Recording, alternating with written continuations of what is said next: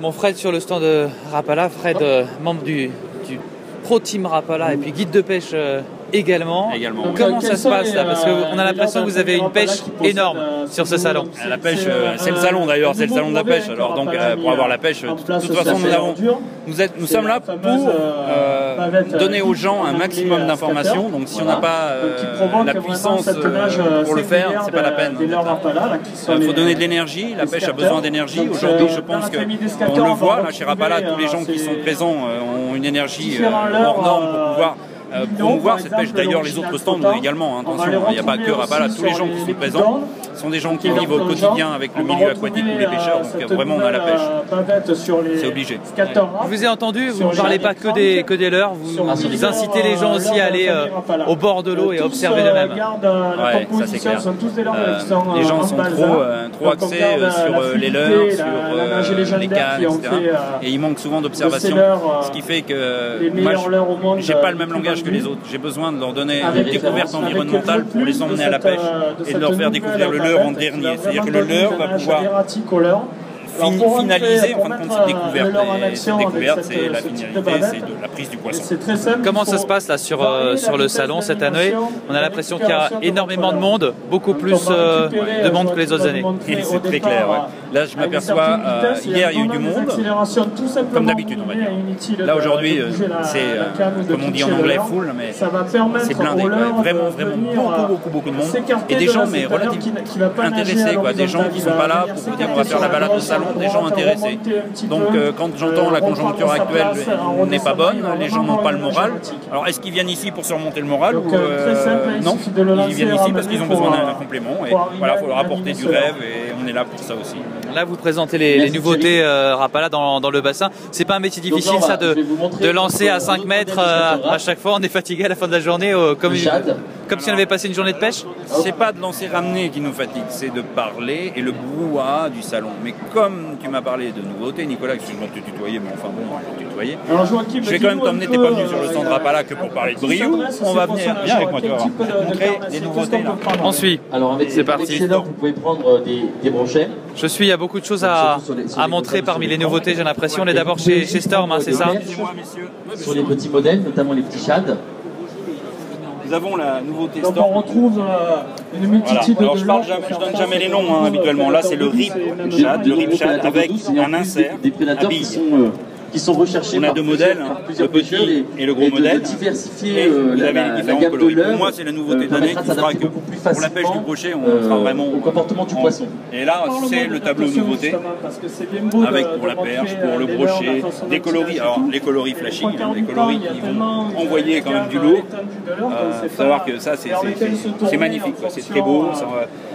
Voilà, c'est lipless, c'est le dumbbell. Ça, généralement, c'est en eau très teintée qu'on l'utilise? Alors, on utilise ce que j'expliquais tout à l'heure. On utilise à la fois en eau teintée, mais c'est surtout le niveau des billes. La sonorité de ce leurre, c'est démentiel. Tout à l'heure, j'ai fait la démo dans le bassin. C'est déjà connaître les lieux de pêche. Des billes de partout. Et toute la gamme dumbbell, ce sont des billes qui amplifient la sonorité. Connaître les. On l'a entendu l'année dernière sur une vidéo de la pêche et les poissons, ça fait beaucoup de bruit. Sous l'eau, effectivement. Ça casse peut-être des fois les oreilles aux poissons.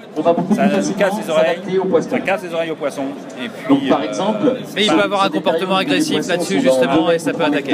Et là, justement, Nicolas, tu as une nouveauté qui est là, qui est complètement différente. C'est-à-dire que c'est un leurre sans mémoire, et ce leurre sans mémoire, c'est ni plus ni moins un petit jig qui va s'animer, qui ne fait pas de bruit, mais qui va émettre des sifflements dans l'eau. Et il n'y a aucune mémoire. C'est-à-dire que le poisson va cibler le comportement du poisson, et surtout observer le mouvement. Et donc, il y aura des petits milieux, on va arriver. Et toi, tu ne peux même pas mémoriser quand tu animes ta canne, tu ne sais même pas comment le leurre est animé. Selon la profondeur à laquelle sont les poissons, on va mettre des leurres. S'ils sont dans 2 mètres, on va pêcher avec des leurres qui descendent dans 2 mètres. Alors ça c'est pour Storm et du côté de Rapala. Alors Rapala, on a le scatter. On va aller voir sur l'autre. Allez, on poursuit la visite. C'est parti. Beaucoup de monde, on vous le disait aujourd'hui. La grosse nouveauté 2014 chez Rapala, c'est la fameuse bavette de scatter avec cette bavette que l'on voit en 2000. Auparavant, nous avions le traditionnel avec la bavette carrée et cette bavette qui va, si on ramène le leurre en linéaire, nous aurons un décalage systématique du leurre. C'est-à-dire que le leurre va aller de droite et de gauche sans faire de mouvement différent. Avant, vous avez un linéaire, c'est un complément. C'est-à-dire qu'on va d'abord passer le linéaire tout droit, et là on va mettre le scatter à suivre, et ce scatter va aller de droite et de gauche sans spécialement faire un mouvement d'amplitude, super amplitude dans la carte. Le leurre marche tout seul, finalement. Voilà, comme on dit en anglais, do nothing. Et bien non, là il va falloir quand même tourner la manivelle, hein, et le leurre de lui-même va chalouper de droite et de gauche. Il y a une chose que je tiens à préciser, c'est qu'on ne ramène pas lentement ce leurre, il va falloir le ramener assez vite pour qu'il aille de droite et de gauche. Précédemment, on tournait la manivelle lentement du moulinet pour que le leurre suive en ligne. Comment s'est déroulée la saison au-delà des nouveautés, au niveau brochet, au niveau poisson, tout simplement? Tous les tests qui ont été effectués, évidemment, je ne vais pas dire le contraire, ils ont tous pris du poisson. Début de saison, il est sur ces plateaux-là, donc je vais n'étant pas un spécialiste du test, je dirais, parce que moi, le test, il est immédiat, c'est-à-dire qu'en étant guide de pêche chez les clients à bord, on va avoir des herbiers je les mets à l'épreuve avec des nouveaux leurres. Et je regarde comment le leurre évolue. Et effectivement, le scatter a rapporté quelques poissons, sachant que j'ai fait quand même moins de sorties l'an passé, suite à la météo, il s'est grave, etc. Mais le scatter a pu nous rapporter quand même quelques belles émotions en perche. Ça reste vraiment, pour les nouveautés, quand même, on va dire, mais nous sommes nombreux chez Rapala dans différentes régions, donc ça permet de pouvoir avoir aujourd'hui, comment dire, je ne sais pas comment dire, un panel de démonstrateurs qui va nous donner leur avis sur toute la France, et ce sera très riche. Il n'y a pas qu'un démonstrateur, il n'y a pas que Briou, il n'y a pas que Brière, il y a Joachim qui a préparé, il y a les compétiteurs, tout le monde est là pour tester. Donc les retours sont très riches, et il y a des leurres qui sont diffusés.